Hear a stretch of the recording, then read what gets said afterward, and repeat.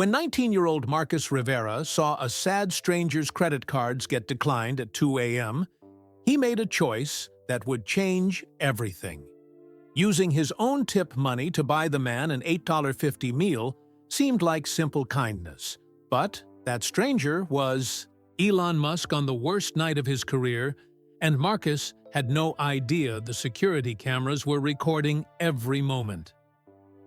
3 days later, Marcus was fired for breaking company policy.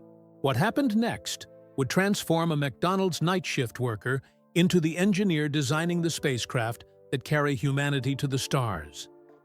This is the true story of how one act of kindness launched a journey from minimum wage to Mars missions, proving that the smallest gestures can create the biggest dreams.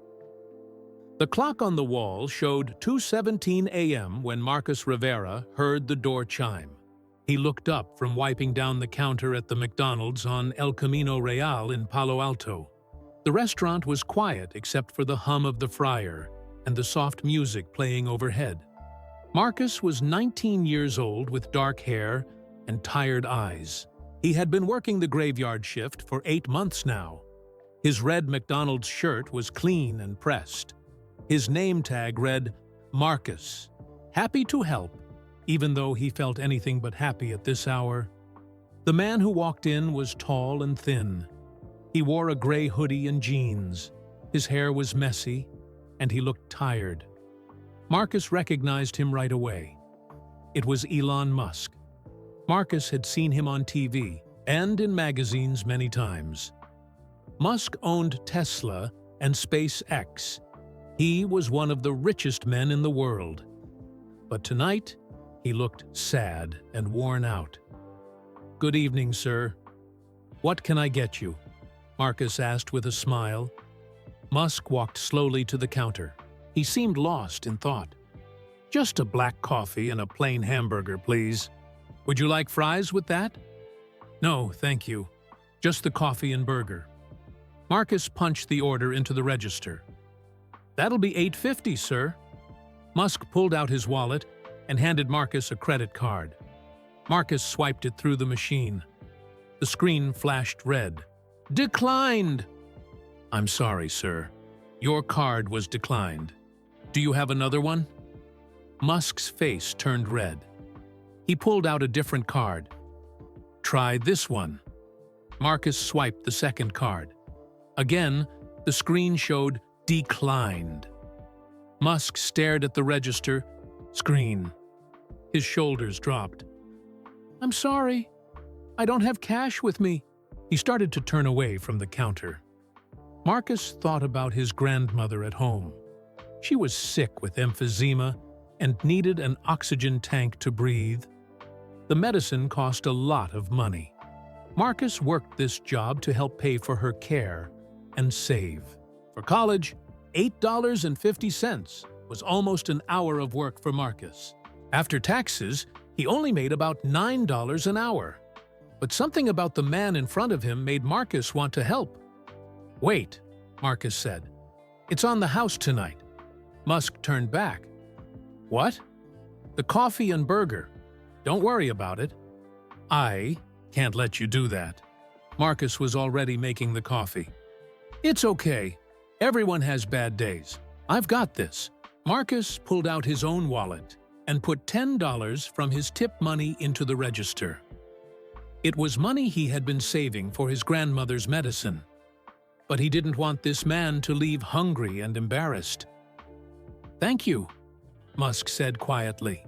"That's very kind." While they waited for the burger to cook, Marcus and Musk started talking. The restaurant was empty except for them. "You know," Marcus said, "I really admire what you do. The rockets and electric cars. I read about SpaceX all the time." Musk looked surprised. "You're interested in space?" "Ever since I was little. I go to the library and read books about rockets. I watch all the SpaceX launches on YouTube." Marcus's eyes lit up as he talked. "I want to study aerospace engineering someday.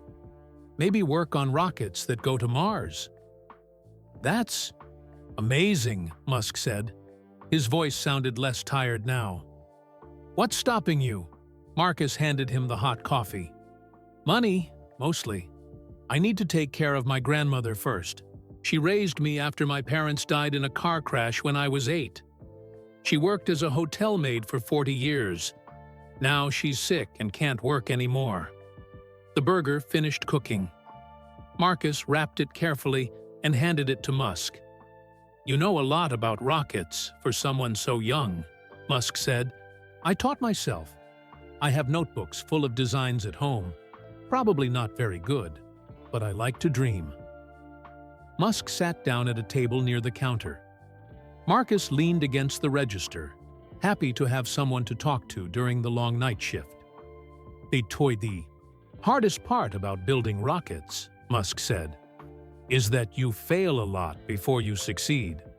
We blew up so many rockets in the early days." "But you kept trying," Marcus said. "That's what I love about SpaceX. You never gave up."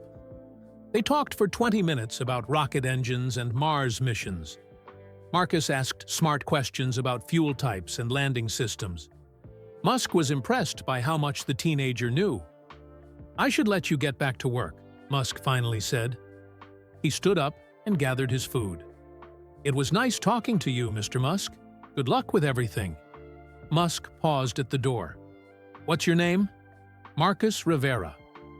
"Well, Marcus Rivera, thank you for the food and the conversation. You made a bad night much better." "I hope things get better for you, sir." Musk smiled for the first time since he walked in. "I think they will." After Musk left, Marcus went back to cleaning. He thought about their conversation and felt happy. He had helped someone who seemed to really need it. Maybe someday he would work for SpaceX and help send people to Mars. Marcus looked up at the security camera in the corner. The red light blinked steadily, recording everything that happened in the restaurant. He didn't think much about it. Security cameras were everywhere these days. What Marcus didn't know was that giving away that free meal would change his life forever. The camera had recorded everything. His manager would see it in a few days during her weekly review of the EU footage. And when she did, Marcus Rivera's life would never be the same again. 3 days passed since that night with Elon Musk. Marcus worked his usual shifts and didn't think much about what happened. He was more worried about his grandmother Maria, who had been coughing more lately. On Thursday morning, Marcus was getting ready to leave after his night shift when his manager Janet Walsh called him over. "Marcus, can you come to the back office for a minute?" Janet had been the manager for 2 years. She was a single mother with twin boys. Marcus liked her because she was fair and kind to the workers. But today, her face looked serious. Marcus followed her to the small office behind the kitchen. Janet closed the door and sat down at her desk. She pointed to the chair across from her. "Sit down, Marcus." His heart started beating faster. "Did I do something wrong?" Janet opened her laptop and turned it toward him. On the screen was black and white video from the security camera. It showed Marcus and the man in the hoodie at the counter 3 nights ago. "Marcus, I need you to explain what happened here." Marcus watched himself on the video, handing the man food and coffee. He saw himself put money from his own wallet into the register. "I paid for it myself," Marcus said quickly. "I used my own tip money. I didn't steal anything." Janet paused the video. "Marcus, you know the rules. We can't give away free food to customers, even if you pay for it yourself." "But I didn't give it away. I paid for it. The policy is clear. No unauthorized comps. No exceptions." Janet's voice was sad. "Corporate has been cracking down on this after some theft problems at other stores." Marcus felt his stomach drop. "Mrs. Walsh, please. I was just trying to help someone. His cards didn't work and he looked really upset." "I know you meant well, Marcus, but rules are rules. I have to follow company policy. Can't you just give me a warning? I promise I'll never do it again." Janet looked at the computer screen, then back at Marcus. "I already talked to my district manager. He said it has to be termination. No exceptions." Marcus felt like the room was spinning. "Mrs. Walsh, please. I need this job. My grandmother is sick. I'm saving for college. This job is everything to me." "I'm sorry, Marcus. I really am. But my hands are tied. What if I pay the company back? I can work extra shifts for free." Janet shook her head. "The decision is made. I have to let you go." Marcus felt tears in his eyes. He tried not to cry in front of his manager. "When?" "Now. I'm sorry, but it's effective immediately." Marcus sat in silence for a moment. Everything he had worked for was falling apart. How would he tell his grandmother? How would he pay for her medicine? "Can I at least finish my shift?" "I'm afraid not. You need to clean out your locker and turn in your uniform." Marcus walked to the employee area like he was in a bad dream. His co-worker, Sophia Martinez, was there, getting ready for her morning shift. "Marcus? What's wrong? You look terrible." "I got fired," he said quietly. "What? Why?" Marcus told her what happened. Sophia couldn't believe it. "That's crazy! You paid for it yourself." "It doesn't matter. Company policy is company policy." Sophia watched Marcus pack his things into a plastic bag. His McDonald's visor, his name tag, the extra shirt he kept in his locker. Everything fit in one small bag. "This is so unfair," Sophia said. She pulled out her phone. "I'm going to record this. People need to know what really happened." "Sophia, don't. It will just make things worse." But Sophia was already filming as Marcus walked toward the exit with his bag. Janet Walsh had to escort him out, which was company policy for terminated employees. "Good guy gets fired for being too nice," Sophia whispered into her phone as she recorded.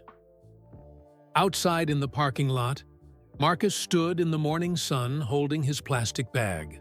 Cars drove by on El Camino Real.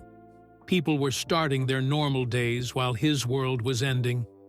He thought about the man in the hoodie who had seemed so sad that night. Marcus had wanted to help him feel better. Now Marcus was the one who needed help. The walk home took 30 minutes. Marcus lived with his grandmother in a small apartment in East Palo Alto. The rent was $800 a month. Without his McDonald's job, he didn't know how they would pay it. He climbed the stairs to apartment 2B and used his key to open the door quietly. His grandmother was still sleeping in the bedroom. Her oxygen machine made a soft whooshing sound. Marcus sat on the old couch in the living room. On the coffee table were bills from the hospital and pharmacy. His grandmother's medicine cost $300 a month, even with insurance. He opened his laptop and started looking for jobs online. Fast food places, grocery stores, gas stations. He applied to 20 different places that morning. Most wanted someone to start right away. By noon, his laptop battery was dying, and he hadn't heard back from anyone. Marcus looked at his grandmother's medicine bottles on the kitchen counter. She only had enough pills for 3 more days. He heard her coughing in the bedroom and went to check on her. "Marcus, you're home early." "I got off work early today, Grandma. How are you feeling?" Maria Rivera was 73 years old. She had thick gray hair and kind brown eyes. Even sick, she was the strongest person Marcus knew. "I'm okay, mijo. Just tired." She sat up in bed and looked at him carefully. "You look upset. What's wrong?" Marcus didn't want to worry her. "Nothing, Grandma. I'm just thinking about school and work stuff. You work too hard for someone so young. When I was your age in Mexico, we didn't have to work so much. It's okay. I like staying busy. But it wasn't okay. Marcus had lost his job for trying to help someone. He had $800 in his savings account. That would cover rent for 1 month. After that, he didn't know what they would do. That evening, Sophia called him. "Marcus, you need to see this. My video is going crazy." "What video?" "The one I took of you getting fired. It has 50,000 views already. People are really angry about what happened to you." Marcus felt his heart sink even lower. Now, everyone would know he got fired. Who would want to hire him now? "Sophia, why did you post that?" "Because it's not fair. You did nothing wrong." Marcus looked out his apartment window at the busy street below. Somewhere out there, Elon Musk was probably working on rockets and electric cars. He had no idea that the teenager who bought him dinner was now unemployed and scared. What Marcus didn't know was that his firing was about to become much bigger news than he could imagine. Marcus woke up to his phone buzzing non-stop. It was 7 a.m., and he had 43 missed calls. His phone kept ringing and dinging with text messages. He sat up in bed, confused. Who would call him this many times? The first call was from a number he didn't know. "Hello? Is this Marcus Rivera, the young man who was fired from McDonald's? Who is this?" "I'm Ana Rodriguez from Channel 7 News.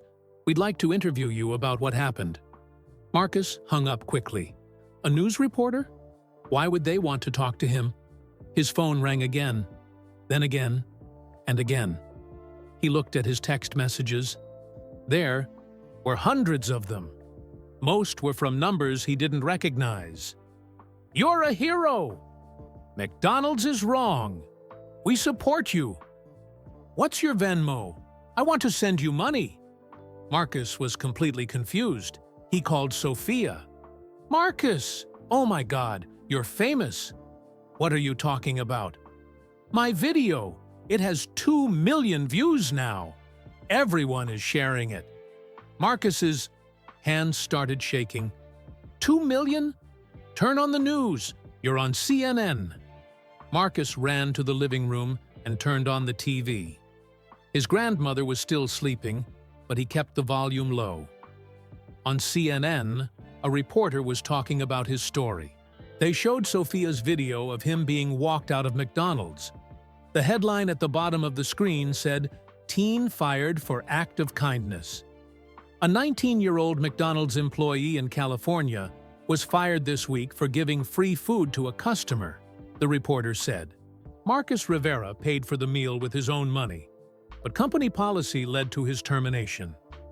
Marcus sat down hard on the couch. This couldn't be real. His phone rang again. This time, it was a reporter from Fox News, then NBC, then the New York Times. Marcus turned off his phone and tried to think. How did this happen so fast? He opened his laptop and went to TikTok. Sophia's video was everywhere. People had shared it thousands of times. The hashtag #ChawnJusticeForMarcus was trending. The comments made Marcus want to cry. This kid has more heart than most adults. McDonald's should be ashamed. Someone start a GoFundMe for this hero. I'm never eating at McDonald's again until they hire him back. Marcus heard a knock at the door. He looked through the window and saw a news van parked outside. Then another one. And another. There were reporters and cameramen setting up on the sidewalk. One woman was talking into a microphone in front of his apartment building. Marcus's phone rang again. This time it was Sophia calling from her personal number. Marcus, you have to see this. Someone started a GoFundMe for you. It already has $30,000. What's a GoFundMe? It's where people donate money online. Everyone wants to help you. Marcus looked out the window again. More news trucks were arriving.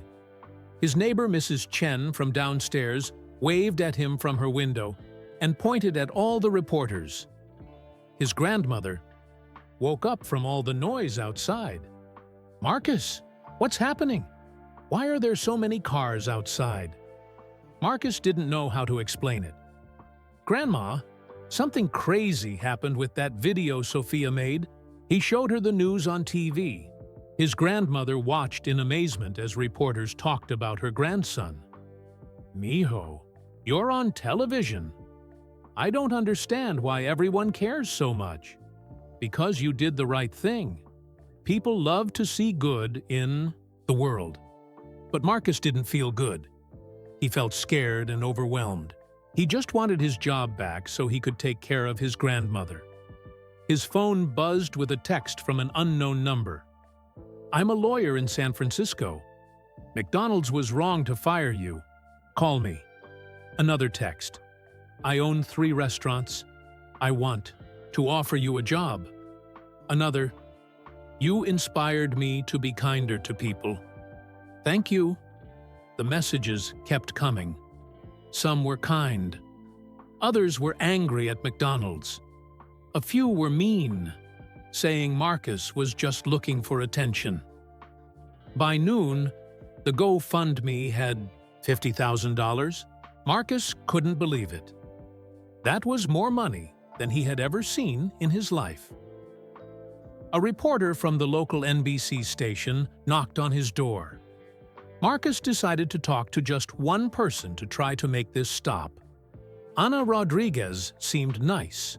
She had kind eyes and spoke Spanish with his grandmother, which made Maria feel comfortable. "Marcus, can you tell us what really happened that night?" Marcus sat on his couch with his grandmother beside him.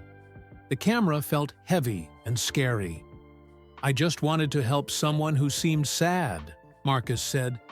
"His credit cards didn't work. I used my own tip money to pay for his food. I didn't think it was a big deal." "And McDonald's fired you for this?" "They said it was against company policy, even though I paid for it myself." "What will you do now?" Marcus looked at his grandmother. She was holding his hand tightly. "I need to find another job. My grandmother needs medicine, and we have to pay rent. I was saving money for college, but now I just need to survive." Ana Rodriguez asked about his dreams of studying aerospace engineering. Marcus talked about reading library books and watching SpaceX launches. He started crying when he talked about his parents dying and how proud they would have been. "They always told me to help people when I could," Marcus said through his tears. "I guess I learned that lesson too well." The interview aired that evening on every major news channel. Marcus's story touched millions of people around the world. The GoFundMe reached $100,000 by midnight. People were donating from every state and many other countries. Marcus lay in bed that night reading the messages of support. People shared their own stories of being fired unfairly. Parents said they hoped their children would be as kind as Marcus. But the nicest messages came from other young people who said Marcus inspired them to help others, even when it was hard.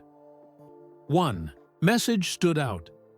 "You remind me why I started my companies in the first place. Thank you for not giving up on kindness." It was from an account with no name or picture. Marcus wondered who had written it. Outside his window, the news trucks were finally leaving. But Marcus knew this was just the beginning. Something big was about to happen, and he had no idea what it would be. 1 week after the story went viral, Marcus was trying to have a normal day. The reporters had mostly stopped calling. The GoFundMe money sat in his bank account, but he was afraid to spend. It didn't feel real yet. He had applied to 15 more jobs, but hadn't heard back from anyone. Some managers recognized his name from the news and seemed nervous about hiring him.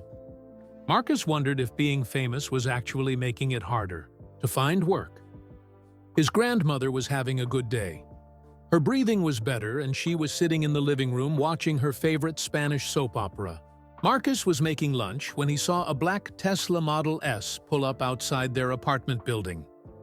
Marcus watched from the kitchen window as a woman in a dark business suit got out of the car. She had short black hair and carried a leather briefcase. She looked around the building like she was checking the address. The woman walked up to their door and knocked 3 times. Marcus looked through the peephole. "Can I help you?" "Hello, Marcus. My name is Dr. Sarah Kim. I work for SpaceX. I was hoping we could talk." Marcus's heart jumped. SpaceX? He opened the door slowly. The woman smiled and showed him a business card.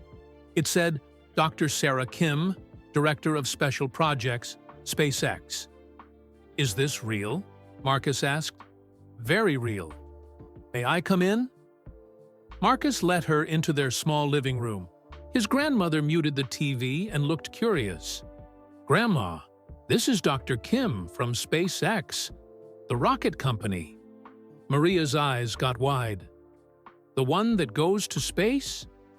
"Yes, ma'am," Dr. Kim said, in perfect Spanish. "It's nice to meet you, Mrs. Rivera." His grandmother smiled and offered Dr. Kim some coffee. Marcus couldn't believe this was happening. Dr. Kim sat on their old couch and opened her briefcase. She pulled out a tablet and some papers. "Marcus, I've been following your story.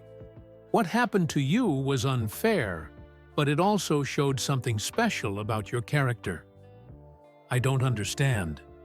Why would SpaceX care about me getting fired?" "Because the way you handled that situation tells us a lot about who you are. And we're always looking for people with strong character." Dr. Kim showed him something on her tablet. It was his McDonald's interview from the news, but also other information about him. "We did some research. You taught yourself rocket science from library books. Your high school teachers say you're brilliant at math and science. You work hard to take care of your family." Marcus felt embarrassed. "I'm not that smart. I just like reading about space." "Can you show me some of your rocket designs?" Marcus was confused, but excited. He ran to his bedroom and brought back 3 notebooks, full of drawings and calculations. He had been working on them for 2 years. Dr. Kim looked through the pages carefully. She seemed impressed. "These are very good, Marcus. This engine design here is similar to what we use on the Falcon 9 rocket." "Really? I wasn't sure if it would work." "Your math is correct. You understand the basic principles very well." Marcus couldn't believe what he was hearing. A real SpaceX engineer was looking at his drawings and saying they were good. "Marcus, can you tell me about your family's financial situation? I know that's personal, but it's important for what I want to discuss." Marcus looked at his grandmother, who nodded for him to answer. "We're struggling. My grandmother's medicine costs $300 a month. Our rent is $800. I was saving money for college, but now I don't know what we'll do." Dr. Kim wrote something down on her papers. "What were you planning to study in college?" "Aerospace, engineering. I want to design rockets that go to Mars someday."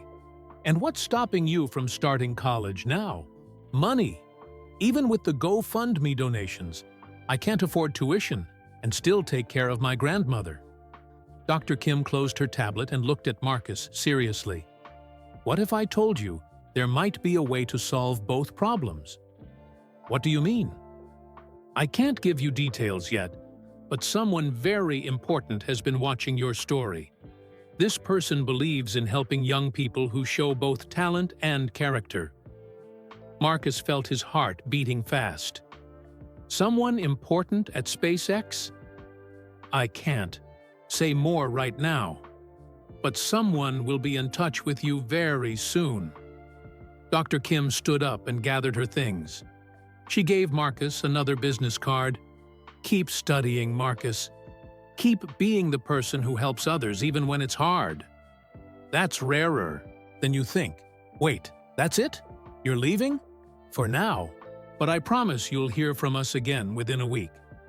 After Dr. Kim left, Marcus and his grandmother sat in silence for a few minutes. "Mijo, I think something wonderful is about to happen," Maria said. "I hope so, Grandma, but I'm scared to get my hopes up." That evening, Marcus couldn't focus on anything. He kept looking at Dr. Kim's business card and wondering what she meant. Who was the important person watching his story? He went online and researched Dr. Sarah Kim. She was real. She had a PhD in mechanical engineering from MIT and had worked at SpaceX for 5 years. Her projects were mostly classified, but she worked on special missions for the company. Marcus called Sophia to tell her what happened. "That's incredible. Do you think they want to give you a job?" "I don't know. She wouldn't tell me anything specific." "Maybe Elon Musk himself saw your story." Marcus had wondered the same thing. But it seemed impossible. Why would the richest man in the world care about a teenager from East Palo Alto? 2 days later, Marcus's grandmother had another bad night. Her coughing got worse, and she couldn't catch her breath. Marcus called 911 and rode with her in the ambulance to Stanford Hospital. The doctors said she needed stronger treatment. Her lungs were getting worse, and she might need surgery. The hospital bill would be huge, even with insurance. Marcus sat in the waiting room at 3 a.m., using the GoFundMe money to pay for his grandmother's treatment. The money that was supposed to be for college was going to keep his grandmother alive. He was okay with that choice. Family came first, but it meant his dreams of studying aerospace engineering were getting further away. As Marcus fell asleep in the uncomfortable hospital chair, his phone buzzed with an email. The sender was someone from SpaceX Human Resources. The subject line said, "Time-sensitive opportunity. Please call tomorrow." Marcus was too tired to read it. He put his phone away and tried to sleep, not knowing that the email would change his life forever. Marcus woke up in the hospital chair with a stiff neck and sore back. Sunlight was coming through the windows. His phone showed 8:30 a.m. His grandmother was still sleeping. The oxygen mask covered her face, and her breathing looked easier. The medicine was working. Marcus remembered the email from last night. He pulled out his phone and read it carefully. "Dear Marcus Rivera, my name is Jennifer Martinez from SpaceX Human Resources. Dr. Sarah Kim asked me to contact you about a time-sensitive opportunity. Please call me as soon as possible at the number below. This is regarding your future education and career possibilities. Best regards, Jennifer Martinez, Senior HR Director." SpaceX. Marcus read the email 3 times. His hands were shaking. Education and career possibilities? What could that mean? He looked at his grandmother sleeping peacefully. The hospital was quiet in the early morning. Marcus walked to the hallway and dialed the number. The phone rang twice before someone answered. "SpaceX Human Resources. This is Jennifer." "Hi, this is Marcus Rivera. You sent me an email last night?" "Marcus, thank you for calling so quickly. I have Dr. Sarah Kim here with me, along with 2 other colleagues. Can we put you on speakerphone?" Sure." Marcus heard voices in the background. Then Dr. Kim's voice came through clearly. "Good morning, Marcus. How is your grandmother doing?" "She's better today, thank you. The doctors say she needs surgery soon, but the medicine helped her breathe easier." "I'm glad to hear that. Marcus, we want to discuss something very important with you. Are you somewhere private where we can talk?" Marcus looked around the empty hallway. "Yes, I'm alone." "Excellent. Marcus, after reviewing your situation and your impressive self-taught knowledge of aerospace engineering, SpaceX would like to offer you something very special." Marcus's heart started beating so fast, he thought everyone could hear it through the phone. "What kind of offer?" Another voice came on the line, a man with a deep voice. "Marcus, this is Dr. Robert Chen, Director of Education Programs at SpaceX. We want to offer you a full scholarship to study aerospace engineering at Caltech." Marcus almost dropped his phone. "What?" "A complete scholarship," Dr. Chen continued. "Tuition, books, housing, everything. Plus a monthly stipend of $2,000 to help with your family expenses." Marcus couldn't speak. He leaned against the hospital wall because his legs felt weak. Dr. Kim's voice came back. "Marcus, are you still there? Is this real? Are you serious?" "Very serious. But there's more. Along with the scholarship, we're offering you a guaranteed internship at SpaceX every summer. You'll work with our top engineers on real rocket projects." Marcus started crying right there in the hospital hallway. A nurse walking by looked concerned and asked if he was okay. He nodded and tried to wipe his tears. "I don't understand. Why me? I'm just a kid who got fired from McDonald's." Jennifer Martinez spoke up. "Marcus, you showed incredible character in a difficult situation. You also taught yourself advanced engineering concepts that most college students struggle with. That combination is exactly what we look for." "But what about my grandmother? I can't leave her alone." "The monthly stipend should cover her medical expenses and more," Dr. Chen said. "You can also come home every weekend if needed. Caltech is only a few hours away." Marcus was crying so hard he could barely talk. "This doesn't seem real." "There is one condition," Dr. Kim said gently. "You must maintain excellent grades and complete your degree. If you do that successfully, there will be a path to a full-time position at SpaceX after graduation." Marcus thought about everything that had happened. 1 week ago, he was working at McDonald's. Now, the most famous rocket company in the world was offering him a scholarship to one of the best engineering schools in America. "Can I ask you something?" Marcus said. "Of course." "Who decided to do this? This seems too good to be true." There was a pause on the phone. Marcus heard people whispering. In the background, Dr. Kim finally answered. "Someone very high up in the company has been following your story closely. This person believes in investing in young people who show both talent and character. That's all I can say right now." "When would this start?" "Caltech's spring semester begins in January. That gives you 6 weeks to prepare. We'll help you with everything: applications, housing, moving expenses." Marcus looked through the window at his grandmother, sleeping in her hospital bed. With the monthly stipend, he could afford the best medical care for her. He could study engineering like he had always dreamed. He could work on real rockets. "Yes," he said quietly. "Yes, what?" Jennifer asked. "Yes, I accept. I accept everything. Thank you so much." Marcus heard cheering and clapping through the phone. Dr. Kim laughed with joy. "Congratulations, Marcus. You're going to do amazing things." After the call ended, Marcus stood in the hallway for 10 minutes, trying to understand what had just happened. He called Sophia immediately.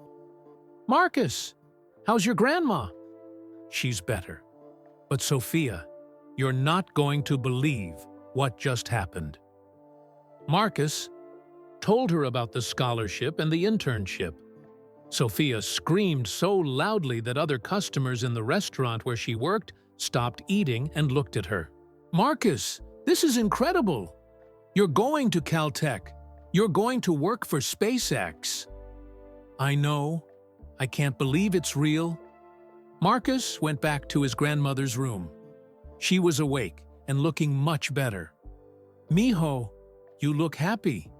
Did something good happen?" Marcus sat down next to her bed and told her everything. His grandmother started crying tears of joy. "Your parents would be so proud," she said, holding his hand. "You never gave up on being kind, and now kindness is giving back to you." That evening, the hospital social worker helped Marcus understand his grandmother's treatment plan. With the SpaceX stipend, they could afford everything she needed. She could live comfortably while he studied at Caltech. As Marcus sat with his grandmother that night, he thought about the man in the hoodie who had started all of this. Whoever decided to give him this scholarship had changed his entire life. But Marcus still had no idea that the person who made this possible was the same man whose credit cards had been declined that night at McDonald's. 6 months later, Marcus stood outside the gates of Caltech in Pasadena, California. His backpack was heavy with new engineering textbooks. His heart was racing with excitement and fear. The campus looked like something from a movie. Beautiful old buildings mixed with modern labs. Students walked around looking smart and confident. Marcus wondered if he belonged here.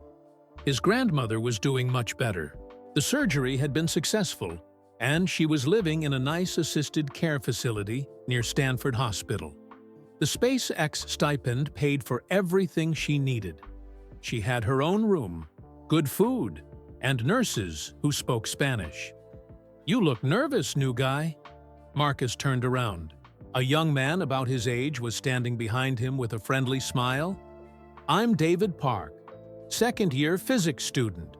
You must be Marcus Rivera. How do you know my name?" "Everyone knows your story. The McDonald's kid who got a SpaceX scholarship. You're kind of famous around here." David had short black hair and thick glasses. He seemed nice and not judgmental about Marcus's background. "Don't worry," David said. "The classes are hard, but the professors are great. Want me to show you around?" Marcus spent his first day meeting his professors and learning about his classes. Orbital mechanics, thermodynamics, materials science, and advanced calculus. The Bobby's work looked incredibly difficult. His roommate was David, which made Marcus feel lucky. David's parents were both professors in South Korea. He was brilliant at math and physics, but struggled with some of the practical engineering concepts that came naturally to Marcus. "How do you know so much about rocket engines?" David asked. That night, as they studied together, "I taught myself from library books and YouTube videos. I've been obsessed with rockets since I was little." "That's amazing. I learned everything from textbooks, but you understand how things actually work." Marcus's first month at Caltech was the hardest thing he had ever done. The classes moved fast, and everyone seemed smarter than him. But slowly, he started to understand that his different background was actually helpful. While other students memorized formulas, Marcus understood why rockets worked the way they did. His professors noticed that he asked practical questions that showed real understanding. Dr. Lisa Chang taught his propulsion systems class. She had worked at NASA for 10 years before coming to Caltech. "Mr. Rivera, your homework this week was excellent. Your design for the combustion chamber cooling system is very innovative." Marcus felt proud, but also surprised. "Thank you, Professor Chang. Have you considered applying for the SpaceX summer internship program?" "Actually, I already have one guaranteed as part of my scholarship." Dr. Chang looked impressed. "That's unusual. SpaceX internships are extremely competitive. You must have shown exceptional promise." Marcus still didn't know exactly why he had been chosen. Dr. Kim had told him that someone important was watching his progress, but she never said who. The first semester passed quickly. Marcus worked harder than he ever had in his life. He called his grandmother every night and visited her every weekend. She was proud of every test score and homework assignment. "Your parents would be amazed," she told him during one visit. Their little boy is studying rockets at one of the best schools in the world. When summer arrived, Marcus drove to SpaceX headquarters in Hawthorne, California. The building was huge and modern, with rockets displayed in the lobby. Workers in blue uniforms walked around looking busy and important. Marcus checked in at the BD2 front desk. A security guard gave him a badge that said, "Summer Intern, Propulsion Team." "Welcome to SpaceX, Marcus," the guard said. "You're assigned to Building 2, Raptor Engine Development." Marcus walked through the facility in amazement. Engineers worked on giant rocket engines. Computer screens showed designs for Mars missions. This was where they built the rockets that would take humans to other planets. His supervisor was Jake Morrison, a tall man with gray hair and kind eyes. "So, you're the famous Marcus Rivera," Jake said with a smile. "I've heard a lot about you." "Good. Things, I hope?" "Very good things. Dr. Kim says you have an unusual combination of technical knowledge and practical thinking. We'll see if that's true." Marcus was assigned to work on cooling systems for the Raptor engine. These engines would power the Starship rocket that would eventually go to Mars. His first project was to analyze temperature data from recent test fires. The engines were running too hot in certain areas and needed better cooling. Marcus spent his first week studying the data and reading through technical documents. The math was complicated, but he remembered similar problems from his own notebook designs. On Friday afternoon, Marcus had an idea. What if they changed the angle of the cooling channels by just a few degrees? It might improve the flow of coolant and reduce hot spots. He stayed late to run computer simulations of his idea. The results looked promising. His design could improve cooling efficiency by about 2%. Marcus was nervous about suggesting changes to real SpaceX engineers. These were the people who built rockets that went to space. Who was he to think he could improve their designs? But Jake Morrison had told the interns to speak up if they had ideas. Marcus wrote up his analysis and sent it to Jake on Monday morning. 2 hours later, Jake called him into his office. "Marcus, this cooling channel modification is very interesting. Where did you get this idea?" "I noticed that the hot spots matched a pattern I had seen in my own designs. I thought changing the angle might help." Jake looked at the computer simulation. Results. "Your math is correct. This could actually work." "Really?" "Really. I'm going to send this to the senior design team. If they approve it, we might test it on the next engine." Marcus couldn't believe what he was hearing. His first week as an intern, and he might have found a way to improve SpaceX's most important rocket engine. That evening, Marcus called his grandmother to tell her about his day. "Mijo, you're designing real rockets now." "Just one small improvement." "Grandma, but still pretty cool." "Your kindness to that stranger led to all of this. Never forget that good deeds come back to help you." Marcus went to sleep that night feeling grateful for everything that had happened. From getting fired at McDonald's to working on Mars rockets, his life had changed in ways he never could have imagined. But Marcus still didn't know that his work was being watched very carefully by someone who remembered, a kind teenager who had bought him dinner on his worst night. It was Marcus's final week of his summer internship. His cooling system improvement had been approved and tested. The results were even better than expected. The new design reduced engine temperatures by 3% and could save SpaceX millions of dollars in development costs. Jake Morrison called Marcus into his office on Thursday morning. "Marcus, congratulations. Your work this summer has been outstanding. The senior engineers are very impressed." "Thank you, Mr. Morrison. This has been the best summer of my life. I have some news. You've been requested to attend a meeting tomorrow." Morning in Building 1. Marcus had never been to Building 1. That was where the executives worked. What kind of meeting? I can't say much, but it's with some very important people who want to discuss your future with SpaceX. Marcus felt nervous and excited. Building 1 was where all the big decisions were made. That evening, Marcus called his grandmother to tell her about the meeting. Maybe they want to offer you a job after college, Maria said. I hope so, Grandma. Working here feels like a dream. You've earned everything good that's happening to you, Mijo. The next morning, Marcus put on his best shirt and pants. He walked across the SpaceX campus to Building 1. The security guard checked his ID twice before letting him enter. The inside of Building 1 was different from the engineering buildings. Everything was clean and modern. The walls had pictures of rockets and space missions. Marcus took the elevator to the 3rd floor. A woman at the front desk smiled at him. You must be Marcus Rivera.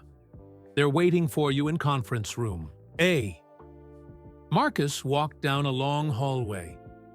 His hands were sweating and his heart was beating fast. Through the windows, he could see the SpaceX factory where they built rockets. He knocked on the door of conference room A. Come in, said a familiar voice. Marcus opened the door and walked into a large room with a big table.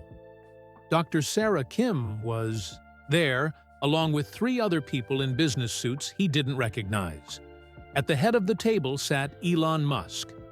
Marcus stopped walking. His mouth fell open. He couldn't speak. Hello, Marcus, Musk said with a smile. Please, sit down. Marcus sat in the chair across from Musk.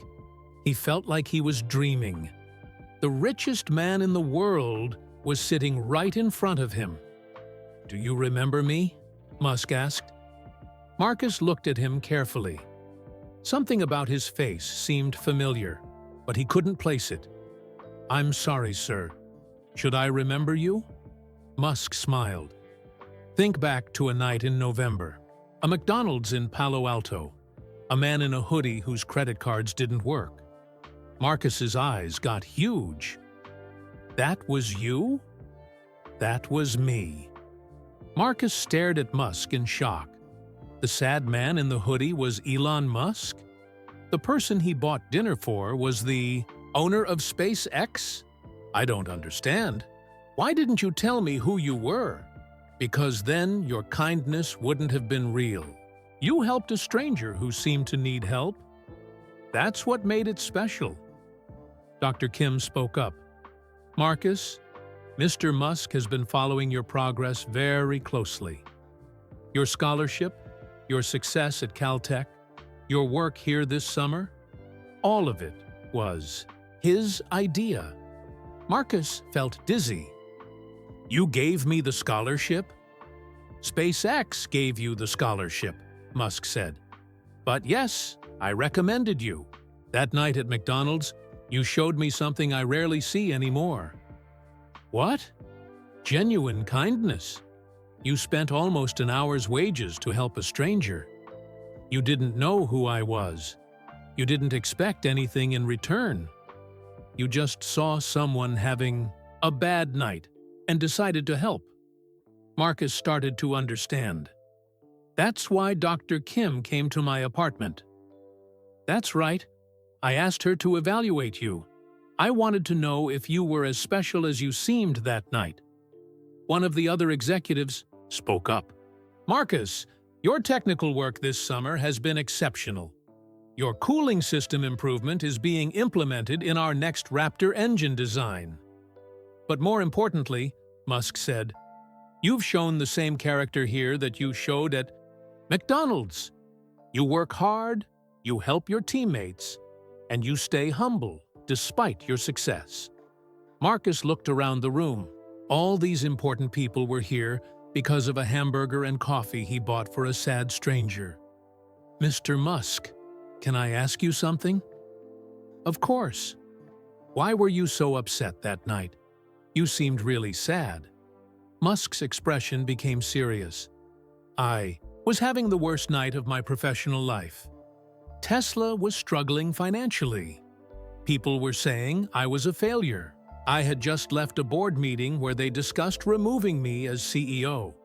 But you're the richest person in the world. Money doesn't protect you from failure or sadness, Marcus.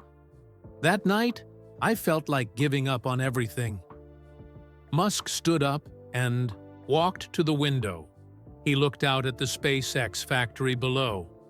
Then, a teenager I'd never met spent his tip money to buy me dinner. You told me about your dreams of working on rockets. You reminded me why I started these companies in the first place. Marcus felt tears in his eyes. I just wanted to help. And you did help. More than you know. That conversation reminded me that we're building rockets to help humanity, not just to make money. Musk turned back to Marcus. Which brings me to why you're here today. Dr. Kim opened a folder and placed some papers on the table. Marcus, we want to offer you something very special. After you graduate from Caltech, we want you to lead a new project at SpaceX. What kind of project? Musk sat back down at the table. Making space travel accessible to ordinary people. Not just astronauts and billionaires, but teachers and nurses and kids who dream of seeing Earth from space. Marcus couldn't breathe. You want me to lead that? It's a project that could take decades. It would be your life's work. But if anyone can figure out how to democratize space travel, it's someone who understands what it's like to dream big, despite difficult circumstances. Marcus looked at the papers Dr. Kim had put on the table. They were a job offer with SpaceX, starting after his graduation from Caltech. I don't know what to say. Say yes, Musk said with a smile. And then, let's go change the world together. Marcus picked up the pen and signed his name. He was going to spend his career making space travel possible for everyone. As he signed, Marcus thought about that night at McDonald's. He had given away $8.50. In return, he was getting the chance to help humanity reach the stars. There's one more thing I want to show you, Musk said. Musk asked everyone else to leave the conference room except Dr. Kim. The other executives gathered their papers and walked out quietly. What I'm about to tell you, Musk said, is something very personal. Dr. Kim is here because she helped me understand why your story affected me so deeply.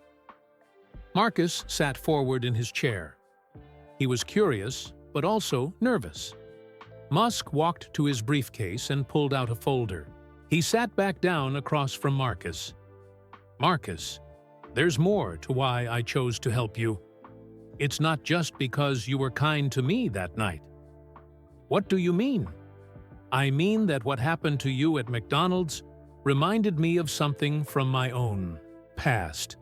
Musk opened the folder and showed Marcus an old newspaper clipping. The headline was in a language Marcus didn't recognize. This is from a South African newspaper, 1988. I was 17 years old. Dr. Kim translated the headline.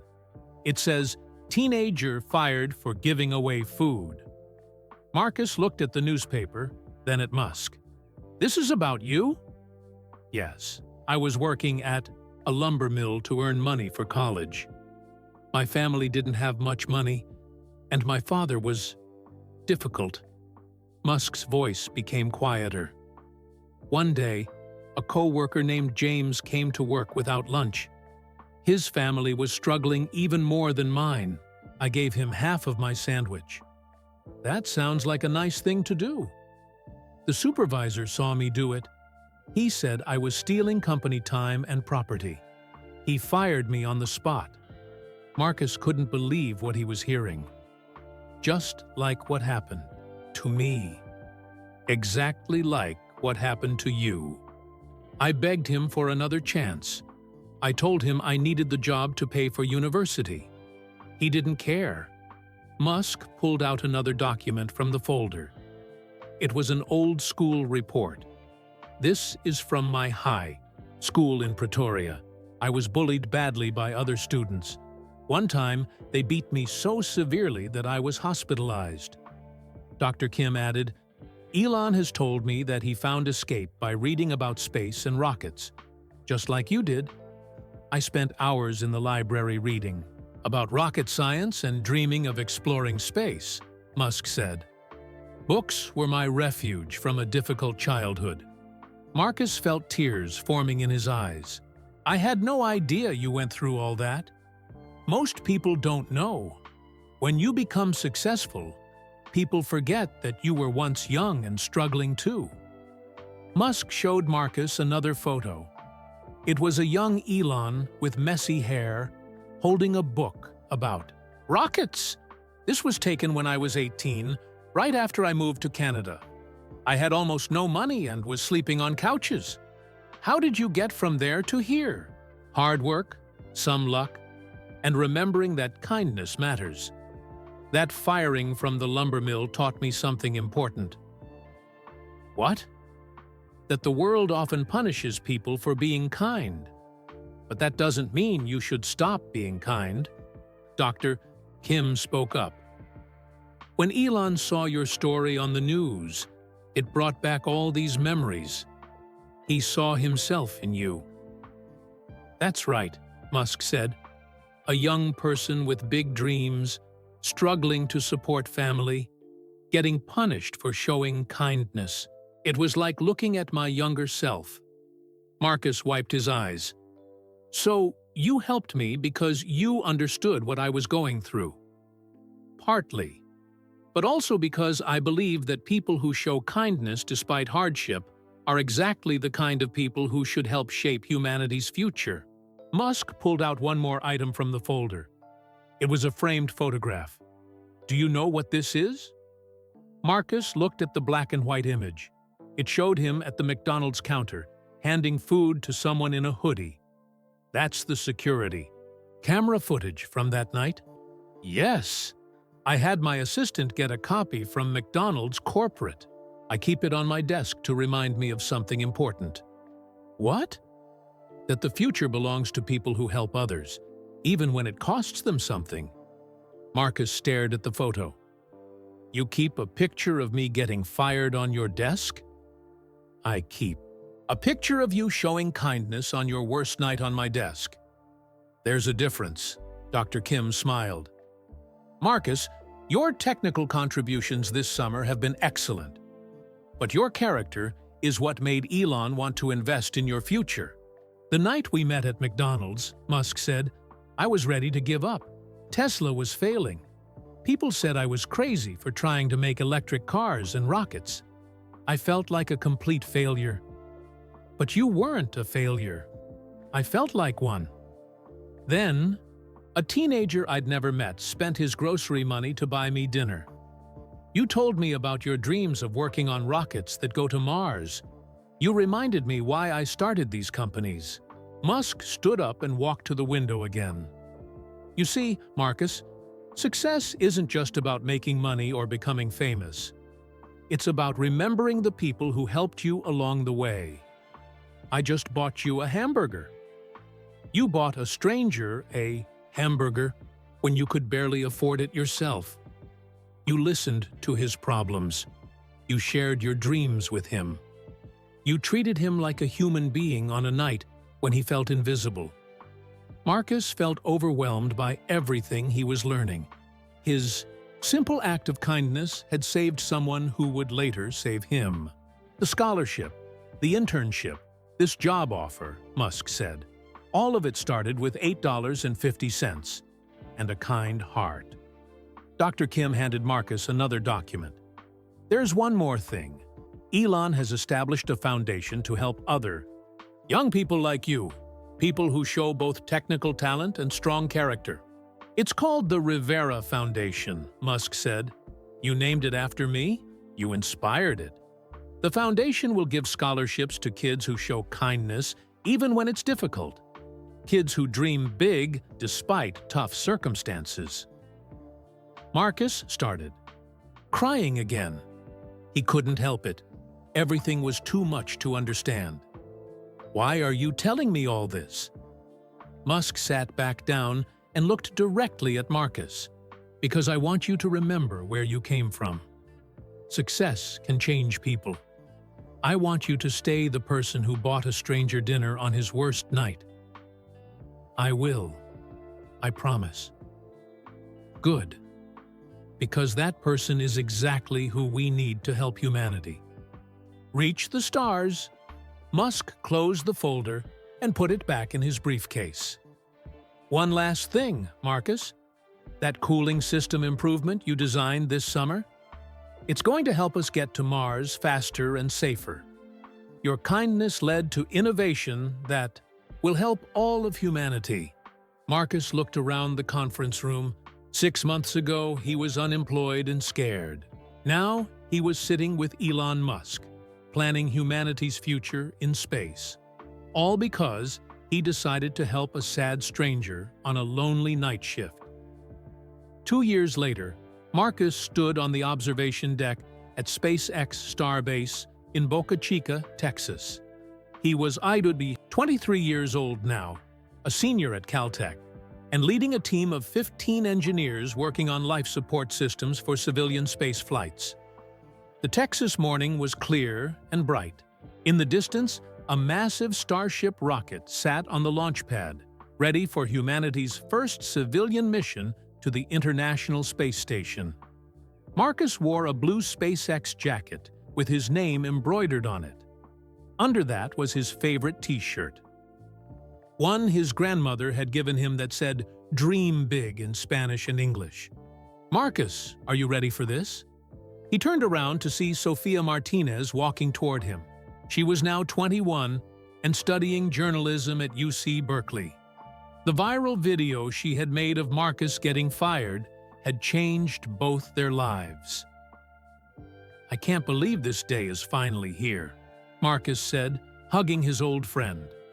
Sophia was making a documentary about Marcus's journey for her senior project. She had been filming his work at SpaceX for the past year. "Do you ever think about that night at McDonald's?" she asked, setting up her camera. "Every day, especially today." They looked out at the rocket together. Inside that spacecraft were 3 ordinary people who would soon see Earth from space: a teacher from Ohio, a nurse from Texas, and a small business owner from California.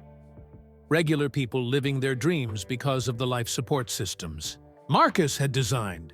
"Your work is literally keeping them alive up there," Sophia said. "It's not just my work, it's a whole team. But yeah, it feels incredible." Marcus's phone buzzed. It was a text from his grandmother. "Watching the launch on TV. So proud of you, mijo." Maria Rivera was now 75 and living comfortably in her assisted living facility. The monthly stipend from SpaceX paid for everything she needed.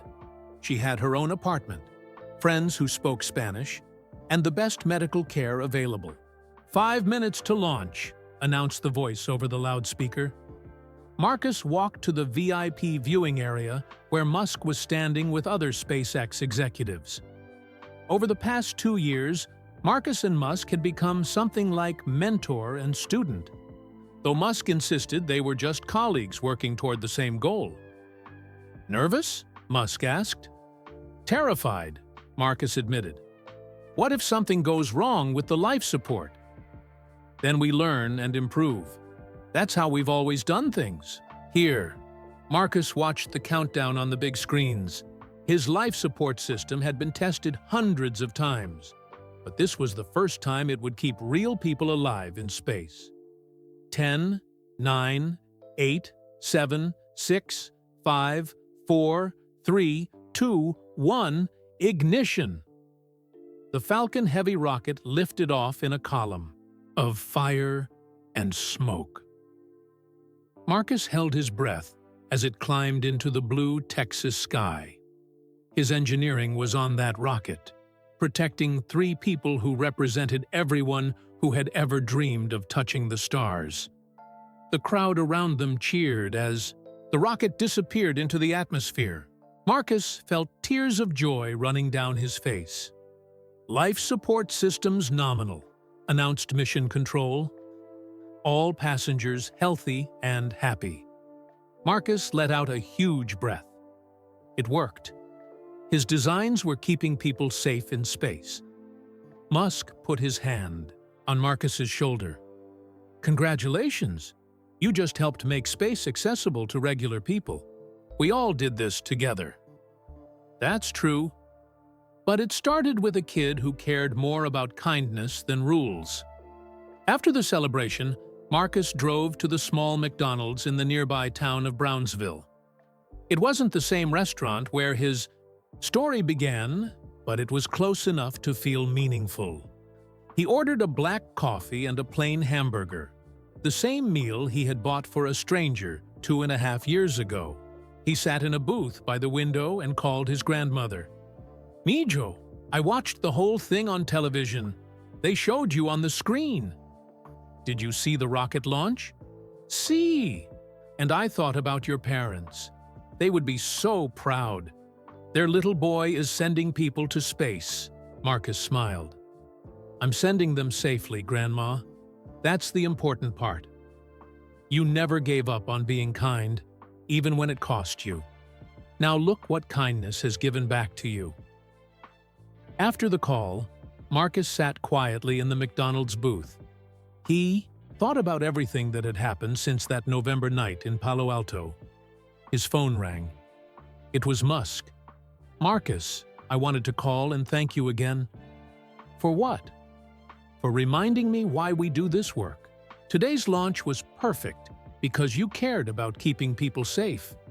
That comes from the same place as buying a stranger dinner." "I think you're giving me too much credit." "I don't think I'm giving you enough credit." "Marcus, in 6 months, you graduate from Caltech. Are you ready to start changing the world full-time?" Marcus looked out the window at the Texas landscape. Somewhere above him, 3 ordinary people were floating in space, breathing air that his systems were keeping clean and safe. "I'm ready." "Good. Because we have a lot of work to do. Mars is just the beginning." That evening, Marcus returned to his apartment near Caltech. On his desk were reminders of his journey, his old McDonald's name tag in a frame, his SpaceX employee badge, and his acceptance letter to MIT's graduate program in aerospace engineering. He also had a new addition: a photo from today's launch showing the 3 civilian astronauts floating happily inside the spacecraft. They had signed it. "Thank you for keeping us safe among the stars." Marcus opened his laptop and started working on his final project for Caltech. It was a design for a new type of spacecraft that could carry 100 regular people to orbit at once: teachers, nurses, mechanics, parents, kids, anyone who wanted to see Earth from space.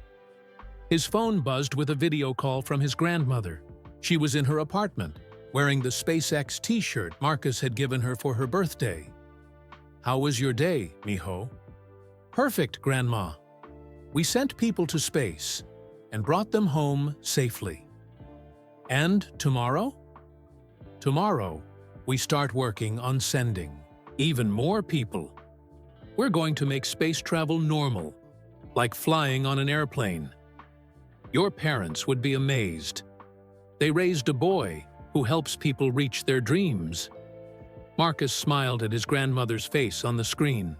They raised a boy who learned that helping others is the most important thing you can do. After they said goodnight, Marcus returned to his spacecraft designs. He worked until late, sketching ideas for making space accessible to everyone. At midnight, he took a break and looked out his window. The stars were bright in the California sky. Somewhere up there, 3 people were sleeping peacefully in orbit, protected by systems he had designed. Marcus thought about the McDonald's employee who had been fired for giving away $8.50 worth of food. That scared teenager could never have imagined he would grow up to design spacecraft that carry humanity to the stars. But the journey made perfect sense when he thought about it.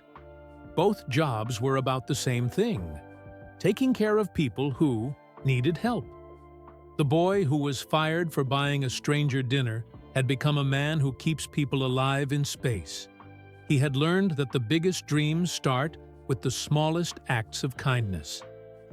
Marcus returned to his designs, planning spacecraft that would carry teachers and nurses and dreamers to see Earth from space. Tomorrow, he would continue the work that began on a lonely night shift, with a simple choice to help someone in need. The future belonged to people who never stopped believing in the power of kindness.